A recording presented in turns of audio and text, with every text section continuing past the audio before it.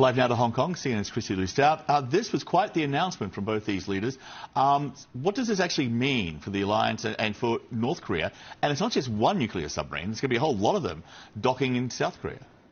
Yeah, this is called the Washington Declaration, and it is a key new agreement aimed at deterring North Korea. The U.S. has pledged to give South Korea more insight into its nuclear planning, to be involved in tabletop exercises, and also it offered a commitment to deploy a nuclear-armed submarine in South Korea for the first time since the early 80s, which is a very symbolic show of force. Now, in return, South Korea has agreed not to pursue its own nuclear arsenal. I want you to listen to what the South Korean president said about the deal.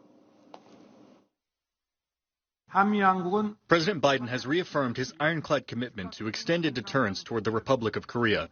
Our two countries have agreed to immediate bilateral presidential consultations in the event of North Korea's nuclear attack and have promised to respond swiftly, overwhelmingly, and decisively using the full force of the alliance, including the United States' nuclear weapons. Now, on the back of this deal, there are two key questions. Number one, is it going to reassure South Koreans? As we've been reporting, opinion polls show a majority of South Koreans support their country having their own nuclear weapons. And analysts say it remains to be seen whether or not they're going to be satisfied with this agreement. And, of course, the other very critical question, will it deter North Korea? Last year, North Korea fired a record number of missiles. It's continued to fire even more this year, including that new solid-fuel ICBM.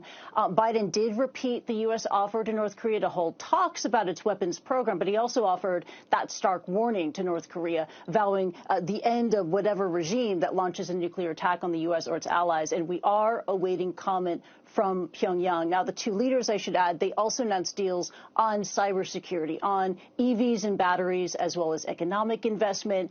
And looking ahead, John, we know that President Yoon will soon be addressing Congress to mark 70 years of the alliance. That address will take place 11 a.m. Eastern Time. John.